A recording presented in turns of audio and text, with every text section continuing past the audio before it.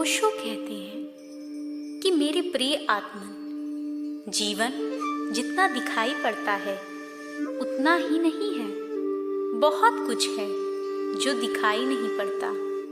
सच तो यह है कि जो दिखाई पड़ता है वह उसके समक्ष कुछ भी नहीं है जो दिखाई नहीं पड़ता है। एक वृक्ष को हम देखें, आकाश में फैली हुई शाखाएं दिखाई पड़ती हैं, हवाओं में नाचते हुए पत्ते दिखाई पड़ते हैं, सूरज की किरणों में मुस्कुराते हुए फूल भी दिखाई पड़ते हैं, लेकिन वे जड़ें नहीं दिखाई पड़ती हैं जिनके बिना यह वृक्ष बिल्कुल हो ही नहीं सकेगा। वे जड़ें पृथ्वी के नीचे छिपी हुई हैं और अगर कोई उन जड़ों को भूल जाए तो वृक्ष के प्राण उसी क्षण क्षीण होने शुरू हो जाएंगे।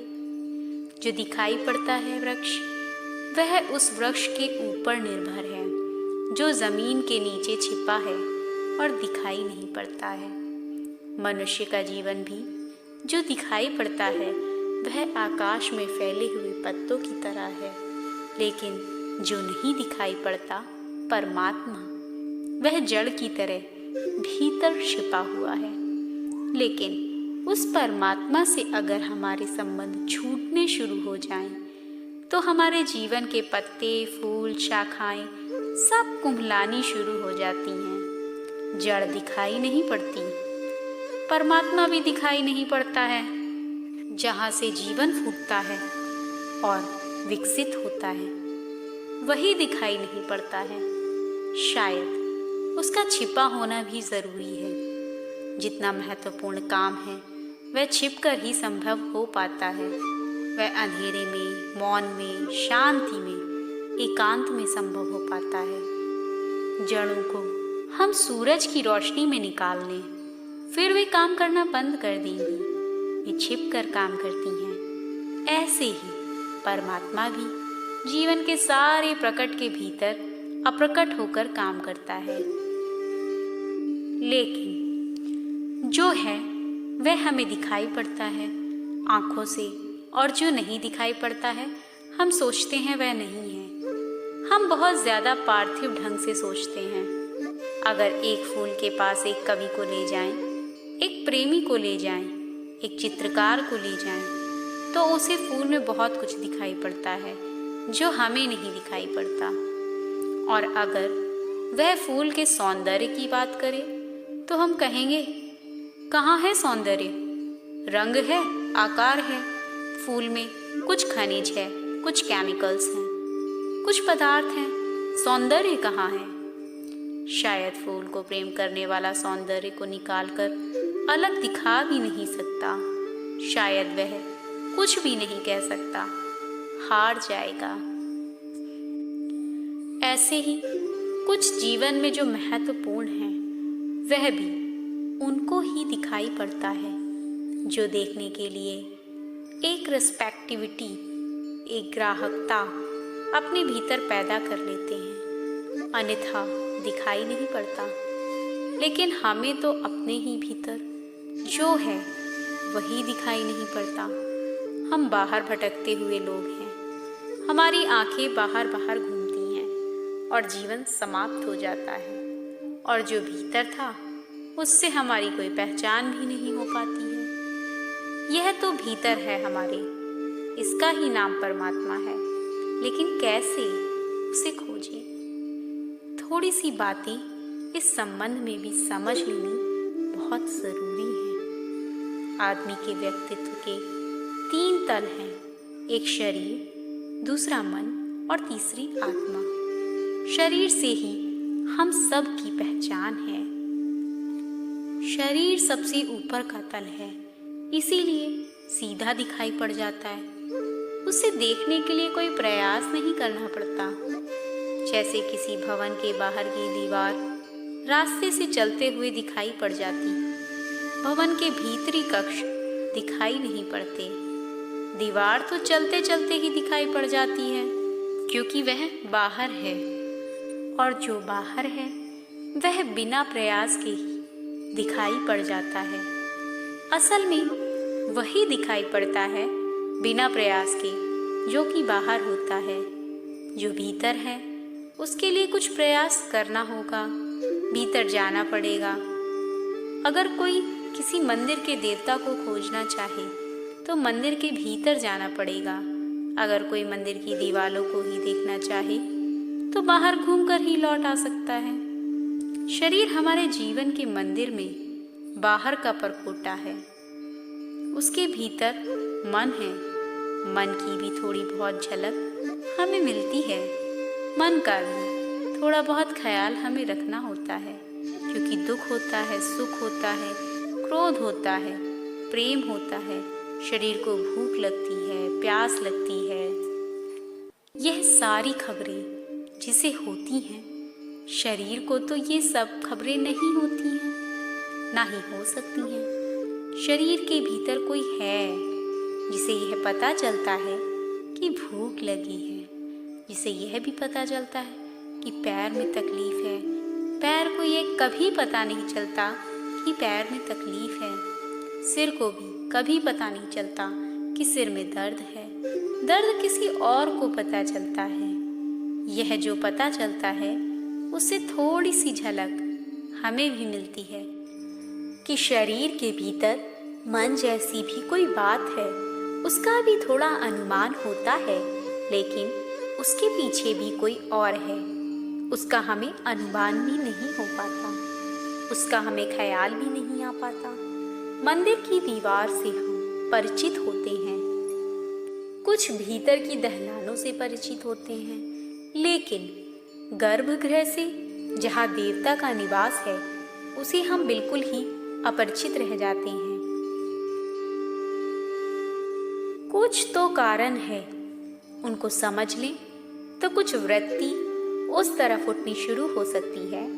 शरीर के तल पर कुछ भूख है, कुछ प्यास है।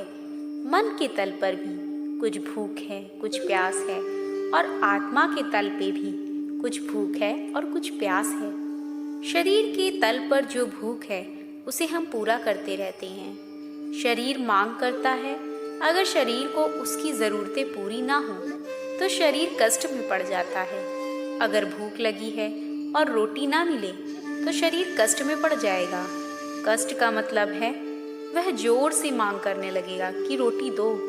कष्ट का मतलब है वह यह कहने लगेगा, अगर रोटी नहीं मिली तो मैं काम करने से इनकार करता हूँ। कष्ट का मतलब यह है कि वह कहेगा कि अगर रोटी नहीं मिलती तो मैं मरता हूँ। कष्ट का मतलब है इस बात की खबर कि शरीर सहयोग छोड़ रहा है, इनकार कर रहा है, कॉपरेट करने से इनकार कर रहा है। आपको रोटी देनी ही पड़ेगी, पानी देना ही पड़ेगा, हवा देनी ही पड़ेगी, कपड़े देने पड़ेंगे, गर्मी सर्दी की हिफाजत करनी ही पड़ेगी। शरीर पूरे वक्त अपनी मांग कर रहा है। शरीर की ये मांगें अगर पूरी ना की जाएं तो कष्ट मालूम पड़ेगा। कष्ट का अर्थ है शरीर की मांग का पूरा ना होना। और अगर मांगें पूरी कर दी जाएं तो कोई सुख मालूम नहीं पड़ेगा।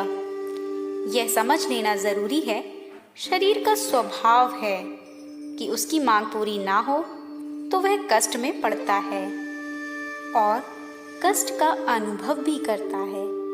मांग पूरी हो जाए तो बात खत्म हो गई, कोई सुख अनुभव नहीं होगा। लेकिन हम कहते हैं कि जब ठीक खाना मिल जाता है तो बड़ा सुखद लगता है। हम कहते हैं जब रात ठीक नींद आती है तो बड़ा सुखद लगता है। उस सुखद का अर्थ है कष्ट का अभाव। वह सुख निगेटिव है। उस सुख की कोई पॉजिटिव, कोई विधायक स्थिति नहीं है। पेट में भूख लगती है तो कष्ट मालूम होता है। रोटी पेट में डाल दी गई तो अब कष्ट मालूम नहीं होता। इसी को हम सुख समझ लेते हैं। इसीलिए जिनको निरंतर रोटी मिलती रहती है, जिन्हें निरंतर कपड़े मिलते रहते हैं, जिन्हें निरंतर शरीर को कष्ट का कोई अवसर नहीं आता है, वे बड़े परेशान हो जाते हैं, क्योंकि उन्हें सुख का जो अनुभव होता था वो रोटी खा लेने से, कपड़े के मिल जाने से वह भी बंद हो जाता है। गरीब आदमी की तकलीफ होती है, गरीब आदमी की तकलीफ होती है कि उसका शरीर कष्ट में है। अमीर आदमी की तकलीफ होती है कि उसे सुख बिल्कुल नहीं मिलता। शरीर कोई सुख दे ही नहीं सकता। शरीर दो तरह के दुख देता है, या तो भूख का दुख देता है या ज़्यादा खा लेने का दुख देता है। कम खाओ तो भी दुख देगा और ज़्यादा खाओ तो भी दुख देगा। अगर बीच में खाओ तो दुख नहीं देगा, कष्ट नहीं देगा। बस सुख शरीर कभी भी नहीं देता है। शरीर ने कभी किसी को कोई सुख दिया नहीं। इसीलिए जो लोग शरीर के तल पर ही जीते हैं उन्हें सुख कभी भी नहीं मिलता है। हाँ, उन्हें दो तरह के दुख मिल सकते हैं। गरीबी का दुख, गरीब के दुख का मतलब है शरीर की ज़रूरतें पूरी ना होना, उन्हें दुख मिल सकता है। अमीर का दुख, अमीर के दुख का मतलब है ज़रूरत से ज़्यादा चीज़ों का पूरा हो जाना। कम खा लो तो एक तकलीफ़ है और ज़्यादा खा लो तो एक तकलीफ़ है। मकान ना हो तो एक तकलीफ़ है और बहुत बड़ा मकान हो तो भी एक तकलीफ़ है। पैसा ना हो तो भी एक तकलीफ़ है और पैसा बहुत हो जाए तो भी एक तकलीफ़ ही है। लेकिन शरीर के तल पर सुख कोई भी नहीं है। शरीर के तल पर सुख का अर्थ है कष्ट का ना होना, बस इतना ही अर्थ है। फिर दूसरा तल है मन का। मन की भी ज़रूरतें हैं, मन की भी मांगे हैं, मन की भी भूख है। संगीत के लिए, साहित्य के लिए, प्रेम के लिए, मित्रता के लिए, कला के लिए मन की भूख है, मन की भी मांग है। शरीर बहुत ही स्थूल है, इसीलिए उसकी ज़रूरतें भी स्थूल हैं। पानी, रोटी, मकान। मन सूक्ष्म है, उसकी मांग भी सूक्ष्म है। संगीत, साहित्य, प्रेम, कला। मन के तल पर स्थिति उल्टी है बिल्कुल। अगर संगीत ना मिले तो कोई दुख ना होगा। आदिवासियों ने भी कभी भी नहीं सुना था कोई शास्त्रीय संगीत, इस कारण वे दुखी नहीं हैं। जंगल में कि मुझे शास्त्रीय संगीत सुनाई नहीं पड़ा तो मैं बहुत दुखी हूँ। जो आदमी संस्कृत नहीं जानता उसे कालिदास के अद्भुत ग्रंथ नहीं पढ़े हैं, वह इस वजह से दुखी नहीं है कि मुझे बड़ा दुख हो रहा है कि मैंने कालिदास के ग्रंथ नहीं पढ़े। जिस आदमी ने रविंद्रनाथ का नाम नहीं सुना और गीतांजलि में कोई डुबकी नहीं लगाई, वह कोई दुख नहीं झेल रहा है। उसे कभी भी ख्याल नहीं आता सोते जागते कि गीतांजलि नहीं पढ़ी तो मैं बड़ा दुखी हूँ। मन की बात उल्टी है। मन की ज़रूरतें पूरी करो तो सुख मिलता है, ज़रूरतें पूरी ना करो तो दुख नहीं मिलता, कष्ट नहीं होता।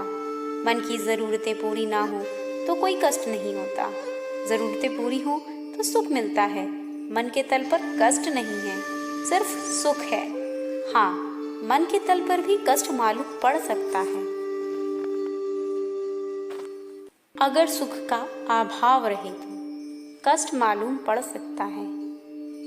जिस आदमी ने शास्त्रीय संगीत सुन लिया हो उसे अब सुनने को ना मिले तो सुख का अभाव उसे कष्ट जैसा मालूम पड़ेगा। मन के तल पर कष्ट निगेटिव है, सुख का अभाव है। शरीर के तल पर सुख निगेटिव है, कष्ट का अभाव है। मन के तल पर सुख मिल सकता है, मन के तल पर कष्ट नहीं मिलता, कष्ट सिर्फ अभाव होता है। लेकिन मन के तल पर सुख के बड़े भागने वाले सुख हैं, क्षणिक सुख हैं।